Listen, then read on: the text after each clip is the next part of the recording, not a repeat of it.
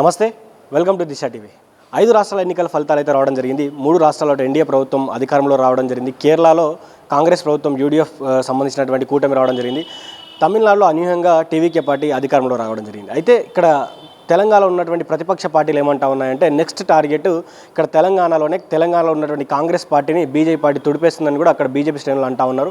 అదేవిధంగా ఎవరైతే తృణమూల్ కాంగ్రెస్ సంబంధించినటువంటి మమతా బెనర్జీ పట్టిన అయితే రేవంత్ రెడ్డికి పడుతుందని కూడా వారు చెప్తా ఉన్నారు. మాట్లాడదాం మనతో పాటు కాంగ్రెస్ నాయకురాలు ఇందిరా శోభన్ గారు వారితో మాట్లాడే ప్రయత్నం చేద్దాం. అక్కడ నెక్స్ట్ టార్గెట్ తెలంగాణలో రేవంత్ రెడ్డికి కూడా అక్కడ మమతా బెనర్జీ పడినటువంటి గతే పడతాను కూడా బీజేపీ నాయకులు అంటా ఉన్నారు. దీనిపై మీ రియాక్షన్ ఏంటి? మాట్లాడిన వాళ్ళు ఆత్మపరిశీలన చేసుకోవాలని అడుగుతున్నారు. ఇప్పుడు ఏమంటారు, బల్బుని చూసి వాప్ అనుకుంటే ఎట్లా? నార్త్కు సౌత్కు లాట్ ఆఫ్ డిఫరెన్స్.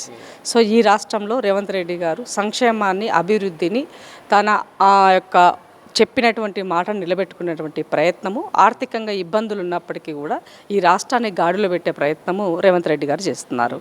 మరి భారతీయ జనతా పార్టీ నిజంగానే మీకు ఆ చిత్తశుద్ధి ఉంటే ఈ రాష్ట్రానికి రావాల్సినటువంటి నిధుల పట్ల మీ యొక్క దమ్ము ధైర్యాన్ని చూపండి. ప్రజలు అప్పుడు విశ్వసించారా అన్నది సెకండరీ. బట్ మమతా బెనర్జీతో రేవంత్ రెడ్డి గారిని పోల్చడం అనేది ఇది హాస్యాస్పదంగా ఉంది. మమతా బెనర్జీ పూర్తిగా దాడులు చేసింది, గుండాగిరి చేసింది, రౌడీయిజం చేసింది, తననికి ఉన్నటువంటి పూర్తి ఆమె యొక్క స్వార్థం కోసం రాజకీయం చేసింది. అలాంటి ఆమెను రేవంత్ రెడ్డి గారు ప్రజాక్షేత్రంలో ప్రజల కోసము తన జీవితాన్ని ప్రజలకు అంకితం చేసే లైన్లో తన యొక్క స్వభావాన్ని, పూర్తిగా వైఖరిని ఇవాళ ఈ సమాజం పట్ల హర్షించే విధంగా ఉంది తప్ప ఈర్ష్యపడే విధంగా వాళ్ళు ఫీల్ అయితే దానికి ఏం చేయలేం. అయితే ఇక్కడ ఉన్నటువంటి కాంగ్రెస్ పార్టీకి సంబంధించినటువంటి నాయకులు కావచ్చు, సోషల్ మీడియా కావచ్చు, రేవంత్ రెడ్డి తన బృందం కలిసి కేరళలో ప్రచారం చేయడం కొద్దిగా ప్లస్ అయింది. రేవంత్ రెడ్డి మాటలు కేరళ ప్రజలు నమ్మారని కూడా ఇక్కడ ఉన్నటువంటి కాంగ్రెస్ పార్టీ అంటుంటే, మిగతా పార్టీలు ఏమంటున్నాయంటే నిజంగా ఇదే నమ్మి అక్కడే ప్రజలు నమ్మి ఉంటే నిజంగా రేవంత్ రెడ్డికి దమ్ముంటే ఇప్పటికిప్పుడు రాజీనామా చేసి ఎలక్షన్కి వచ్చే దమ్ముందా, గెలిచే దమ్ముందా అని కూడా అడుగుతా ఉన్నారు. రాజకీయాలంటే ఏమంటారు, మనము ఎప్పుడంటే అప్పుడు ఎలక్షన్కి వెళ్ళడము అన్నది అది కేసీఆర్ ఒక మూర్ఖత్వంతో గతంలో చేశాడు. ఇవాళ మేము మూర్ఖత్వం లేదు. ప్రజలు ఇచ్చినటువంటి ఆ ఓటుకు విలువ ఉన్నది కాబట్టి వేసినటువంటి ఓటుకు విలువతో రాజ్యాంగాన్ని గౌరవించేటువంటి సంస్కృతి సాంప్రదాయము కాంగ్రెస్ పార్టీకి ఉంది. సో ఇవాళ అనివార్యంగా ఎలక్షన్ వస్తే అందరము వెళ్తాం. అనివార్యంగా రాని దానికోసము ఇవాళ మనం ఎందుకు రిజైన్ చేయాలి అని నేను అడుగుతున్నాను. సో ఈ రాష్ట్రంలో మేము చేసేటువంటి డెవలప్మెంట్ 6 గ్యారంటీలో నేను ఏం అమలు చేశాను, ఇవాళ నేను ఏం చేస్తున్నాను, తెలంగాణ రాష్ట్రం ఎట్లా రోల్ మోడల్ వైపుకి వెళ్తుందన్న దానికి కేరళలో రేవంత్ రెడ్డి గారు ముఖ్యమంత్రిగా తన యొక్క స్టైల్లో ధీటుగా విజయన్ చేసేటువంటి అవినీతి పైన, విజయన్ గారు కూతురు చేసినటువంటి అవినీతి పైన, అక్కడ జరిగినటువంటి నెలకి కనీసం జీతాలు కూడా సమయానికి ఇవ్వలేని పరిస్థితి, అక్కడున్న రైతులను పట్టించుకున్నటువంటి పరిస్థితి, ఇలాంటి అంశాలను అన్నింటినీ కూడా అక్కడ ఆ రాష్ట్రంలో లేవనెత్తి చెప్తున్నారు. కాబట్టి పో అనే ఒక లైన్ తోటి విజయన్ అనేటటువంటి ఒక లైన్ని ముఖ్యమంత్రి గారు అక్కడ మాట్లాడినారు. కాబట్టి సో 100% కేరళ విజయంలో రేవంత్ రెడ్డి అన్న యొక్క పూర్తి యొక్క సహాయ సహకారాలు అన్ని రకాలుగా పార్టీని బలోపేతం చేసుకోవడం కోసం, రాహుల్ గాంధీ గారిని ప్రధానమంత్రి చేసుకోవడం కోసం ఇవాళ ఒక్కొక్క రాష్ట్రాన్ని ఒక్కొక్కటిగా కాంగ్రెస్ పార్టీ మెట్టు ఎక్కుతూ ముందుకెళ్తుంది. ముఖ్యంగా సౌత్కి సంబంధించినటువంటి దాంట్లో ఇవాళ పూర్తిగా కాంగ్రెస్ పార్టీ యొక్క బలగము గతము ఉంది, ఇప్పుడు కూడా ఉంటుంది. దాన్ని నిలబెట్టుకున్నటువంటి ప్రయత్నం మేము చేస్తున్నాం. కర్ణాటకలో ఉన్నాం, తెలంగాణలో ఉన్నాం, ఇవాళ కేరళలో ఉన్నాం, రేపు తమిళనాడులో కూడా మనం భాగస్వామ్యంలో ఉండబోతున్నాం. ఎందుకు ఈ మాట చెప్తున్నామంటే ఒక ఐడియాలజీ బేస్లో ప్రజల కోసం పనిచేసినటువంటి పార్టీ ఈ దేశంలో కేవలం కాంగ్రెస్ పార్టీ మాత్రమే. ప్రజల సమస్యలను తన సమస్యగా ఫీల్ అవుతుంది. కొంతమంది వాళ్ళ స్వార్థం కోసము పూర్తిగా కమ్యూనల్ని వాళ్ళ రాజకీయ స్వార్థం కోసం వాడుకుంటున్నారు. బట్ మేము ఎక్కడ అది చేయట్లేదు. ఈ దేశం సబ్బండ వర్గాలు, సబ్బండ జాతులతో మిళితమైనటువంటి ఈ దేశాన్ని అందరినీ గౌరవించాలి, అందులో మనం ఉండాలని కోరుకునేటువంటి పార్టీ కాంగ్రెస్ పార్టీ. మిగతా 3 రాష్ట్రాల్లో అదేవిధంగా కేంద్ర పాలిత ప్రాంతమైనటువంటి పుదుచ్చేరిలో మీ పార్టీ ఓడిపోవడానికి గల కారణాలంటే ఏం చెప్తారు? సో లాస్ట్ టైం బీజేపీ అక్కడ ఉండింది. అగైన్ ఇవాళ కూడా మళ్ళీ వాళ్ళే దాని ఉన్నటువంటి స్థానాన్ని వాళ్ళు తీసుకున్నారని చెప్పాల్సిన అవసరం ఉంది. సో ఓట్ బ్యాంక్ పర్సంటేజ్ తీసుకుంటే పర్సంటేజ్ తక్కువగానే ఉంది పుదుచ్చేరిలో, మాకు వాళ్ళకి డిఫరెన్స్. బట్ కొంత లోకల్ లీడర్షిప్ కూడా కొంత స్ట్రాంగ్, అంటే ఇప్పుడు రేవంత్ అన్న ఈ రాష్ట్రంలో స్ట్రాంగ్ లీడర్షిప్ ఉండింది. సో పక్క రాష్ట్రంలో కూడా కర్ణాటక తీసుకున్నట్లయితే ఒక strong leadership DK and Siddaramaiah garu ఉన్నారు. అట్లాగే కేరళలో కూడా లోకల్ లీడర్షిప్ కూడా స్ట్రాంగ్ స్ట్రాంగ్గా ఉంది, దానికి ఎట్లా అంటే ఒక్కొక్క దగ్గర కొంత ఉన్నటువంటి. సో ఇవాళ నేషనల్ వాళ్ళ యొక్క అంటే రాహుల్ గాంధీ, ఖర్గే గారు వాళ్ళతో పాటుగా ఇవాళ లోకల్ లీడర్షిప్ని కూడా ప్రజలు చూస్తున్నారు. ఎవరు చూస్తున్నారు, ఇక్కడ ఎవరు చేస్తారు, ధీటుగా ఇచ్చిన మాట నిలబెట్టగలుగుతారా, వాళ్ళ సత్తా ఏముంది, ఎలా ఉంటారు అనేది కూడా ప్రజలు ఆలోచిస్తున్నారు. కాబట్టి ఆ నేపథ్యంలోనే ఇవాళ చూడాల్సిన అవసరం ఉన్నది. సో అందుకనే మేము పదే పదే రాబోయే రోజుల్లో రాహుల్ గాంధీ గారు ప్రధానమంత్రి కావడం పక్కా.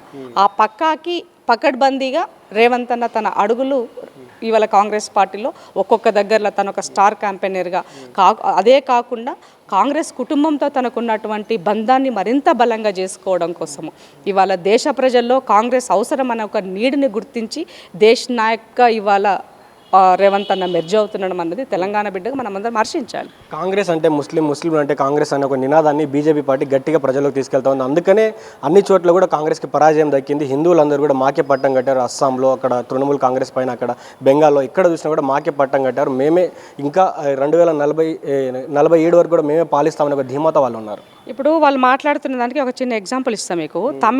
అస్సాంకి సంబంధించి మాట్లాడుతున్నారు కదా, అస్సాంలో ఉన్నటువంటి ఓటు బ్యాంక్ని ఎవరు ఎలా చీల్చారో ఈ దేశ సమాజం గమనిస్తుంది. ఇది అస్సాంలో ఒక నియోజకవర్గం. రీసెంట్గా వాళ్ళు చేసిన భౌగోళిక స్వరూపంలో కాన్స్టిట్యుయెన్సీ నెంబర్ 121 ఆఫ్ అస్సాం. ఇది ఇక్కడ ఈ చివర గింత తోక, ఈ తోక నుంచి మళ్ళీ పైకి తోక, ఇట్లా ఎక్కడైనా ఒక నియోజకవర్గం యొక్క భౌగోళిక స్వరూపం ఉంటుందా? ఉంటే అది ఒక 4 మూలల పడను. మరి ఇటుపక్క ఏమైంది, ఇటుపక్క ఏమైంది, ఇటేమైంది, దీన్ని ఇక్కడ ఇట్లా ఇట్లా ఇట్లా ఉండాలి. సో ఇట్లా తీసుకున్నాం అని అంటే అర్థం ఏంది? బీజేపీ ఇతర ఓటు బ్యాంక్ ఏదైతే ఉందో ఆ ఓటు బ్యాంక్ని స్ప్లిట్ చేసే దాంట్లో భాగంగానే ఎవరు కాకుండా మీరు చేసిన దాంట్లో మీరు సక్సెస్ అయ్యారు అస్సాంలో. అట్లాగే వెస్ట్ బెంగాల్లో సర్ పేరుతోటి కూడా సేమ్.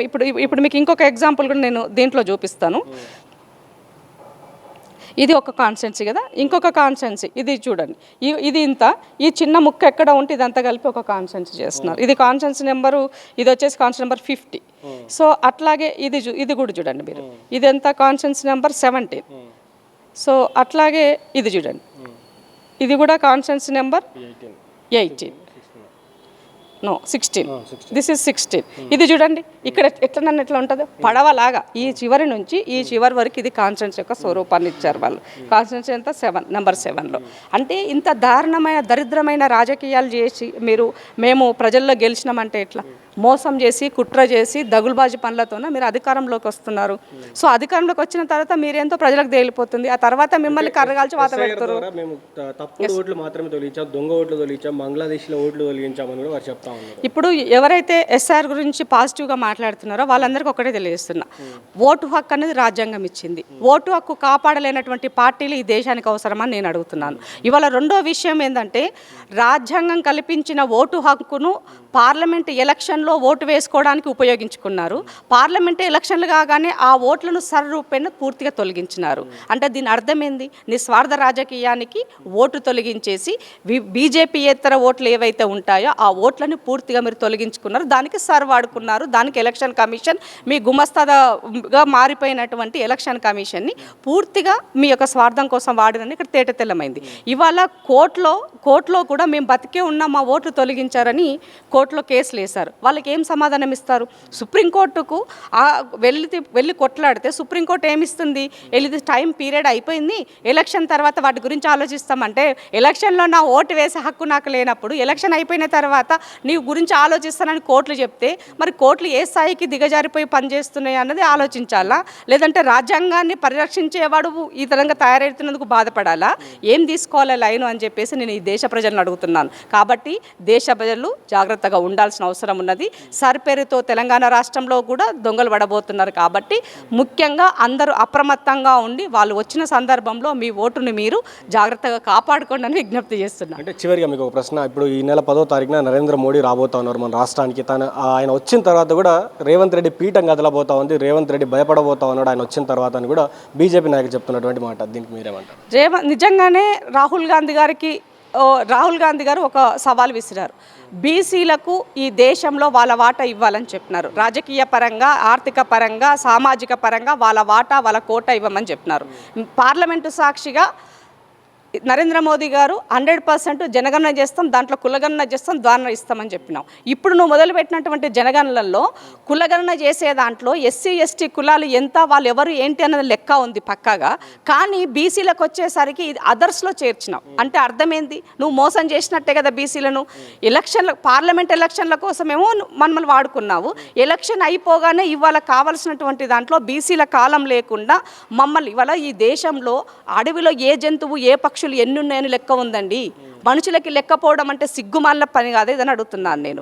సో ఇవాళ రాజకీయంగా, సామాజికంగా, ఆర్థికంగా వాళ్ళ స్థితిగతులు ఏమున్నాయని ప్రభుత్వాలకు తెలవాల్సిన అవసరం ఉంది. నువ్వు పెట్టవా తర్వాత విషయము. పెట్టాల్సిన దగ్గరనే నన్ను నా లెక్క తేల్చే దాంట్లోనే నీ కుట్రలు పండినప్పుడు నీకు నా మీద ప్రేమ ఉంటుంది, నన్ను బాగుపరుస్తావని నేను ఎట్లా అనుకుంటా. కాబట్టి నరేంద్ర మోదీ గారు 10వ తారీఖు తెలంగాణకు వచ్చే ముందు మీరు చాలా క్లియర్గా, క్లారిటీగా దీనిపైన మీ యొక్క స్పష్టత ఢిల్లీ గడ్డపై నుంచి మీరు అనౌన్స్ చేసి ఆ తర్వాత తెలంగాణ గడ్డపైన కాలు పెట్టండి. అదర్వైజ్ డెఫినెట్గా నరేంద్ర మోదీ గారిని తెలంగాణ రాష్ట్ర ప్రజలు క్షమించరు, మిమ్మల్ని అడ్డుకుంటాం. ఇది ఆల్రెడీ బీసీజేఏసీ నుంచి కార్యక్రమాన్ని అఖిలపక్షం ద్వారా జరిగింది. దీని కార్యాచరణ కూడా త్వరలోనే ఉంటుందని ఈ సందర్భంగా తెలియజేస్తూ ముఖ్యంగా మహిళా బిల్లు పాస్ అవ్వకపోవడానికి ద్రోహులు ఎవరని అడుగుతున్నాను నేను. మహిళా బిల్లు 2023లో పాస్ అయిందని మీరే చెప్పారు, అందరి మద్దతుతో బిల్లు నెగ్గిందని చెప్పారు, గవర్నర్ రాష్ట్రపతి గారితో రాజముద్ర పొందిందని చెప్పినారు. మరి మళ్ళీ అమెండ్మెంట్ తోటి ఎలక్షన్ల ముందు 2 రాష్ట్రాల ఎలక్షన్లు అయిపోయిన తర్వాత 3 రాష్ట్రాల ఎలక్షన్ల ముందు ఇది ఎందుకు వచ్చింది తెర మీదకి అని అడుగుతున్నాం మేము. సో డీలిమిటేషన్ పేరుతో మహిళా బిల్లును లింక్ పెట్టేసి ఈ బిల్లు పాస్ అవ్వకుండా ప్రతిపక్షాలు చేశాయని ఒక తప్పు ధోరణితో ప్రజాగ్రహం అనే పేరుతోటి ఇవాళ ప్రజల్ని రెచ్చగొట్టానంటే ప్రజలు ఎవరు మిమ్మల్ని వినే పరిస్థితి లేదు, మీ ఆగ్రహాన్ని ఎవరు పట్టించుకునే పరిస్థితి లేదు. ఈ దేశ ప్రజలని కట్టిక దరిద్రంలోకి నిలబెడుతున్నటువంటి భారతీయ జనతా పార్టీ దానికి ఏమాత్రం చిత్తశుద్ధి లేదు మాట్లాడడానికి సందర్భంగా తెలియజేస్తున్నా. మహిళల పట్ల ఇవాళ మాలాంటి వాళ్ళ యొక్క హక్కులను కాలరాస్తూ మహిళా బిల్లును పూర్తిగా పాస్ అయిన బిల్లును నెగ్లిజెన్స్ చేస్తూ వేరే లింకులు పెట్టి మీకు దమ్ము ధైర్యం ఉంటే పార్లమెంట్లో మీరు ఏదైతే పాస్ చేస్తున్నారో 2023 మహిళా బిల్లును, ఆ బిల్లుకు మీరు ఇమీడియట్గా ఉన్నటువంటి నియోజకవర్గాలకు అమలు చేసే దమ్ము మాకుందని నరేంద్ర మోదీ గారు అనౌన్స్ చేయాలని చెప్పేసి నేను డిమాండ్ చేస్తున్నాను. Thank you so much. ఇది ఇందిరా శోభన్ గారు చెప్తున్నటువంటి మాట. ఏదైతే కేరళలో రేవంత్ రెడ్డి ప్రచారం చేస్తూ పో విజయన్ అనే ఒక కార్యక్రమాన్ని తీసుకున్నారు కాబట్టి అక్కడ ప్రజల్లో గట్టిగా వెళ్ళింది. ఆయన చేసినటువంటి అక్రమాలు కావచ్చు, తన కూతురు చేసినటువంటి అక్రమాలు కూడా రేవంత్ రెడ్డి గారు అక్కడ గట్టిగా ప్రజలకు తీసుకెళ్లారు కాబట్టి ఈరోజు ఆ విజయం వరించిందని కూడా వారు చెప్తా ఉన్నారు. అదేవిధంగా ప్రతిపక్షాలు ఎవరైతే సీఎం రేవంత్ రెడ్డి పైన కాంగ్రెస్ పార్టీ మీద కూడా ఎవరైతే ఆరోపణలు చేస్తా ఉన్నారో వారు ఫస్ట్ ఆత్మ పరిశీలన చేసుకోవాలి. ఆయన ఏ విధంగా పోరాడుతున్నాడు, ఏ వర్గాల ప్రజల కోసం పోరాడుతూ ఉన్నారు కూడా చెప్పడం జరిగింది. అదేవిధంగా నరేంద్ర మోడీ గారు ఎప్పుడైతే తెలంగాణ రాష్ట్రానికి వస్తూ ఉన్నారో ఒకసారి వారు అక్కడి నుంచి అదైతే ఢిల్లీ గడ్డ నుంచి వాడు ఫస్ట్ వస్తున్నటువంటి తరుణంలో బీసీలకు ఇచ్చినటువంటి హామీ ప్రకారం మరి బీసీ కులగణన చేయాలని కూడా వారు పిలుపునిస్తూ ఉన్నారు. లేని తరుణంలో నరేంద్ర మోడీని ఈ రాష్ట్రంలో రాణ్యం, నరేంద్ర మోడీని చుట్టుముడతాం, అదేవిధంగా నరేంద్ర మోడీ వస్తే నిరసనలు తెలుపుతాం కూడా వారు చెప్తాం. మరి చూద్దాం మరి 10వ తారీఖున మరి కాంగ్రెస్ పార్టీ అదేవిధంగా బీసీ నాయకులు ఎలాంటి నిరసనలు తెలుపుతారు కూడా వేచి చూద్దాం. చూస్తూనే దిశ టీవీ. నేను మీ journalist Srikanth with video journalist Madhu.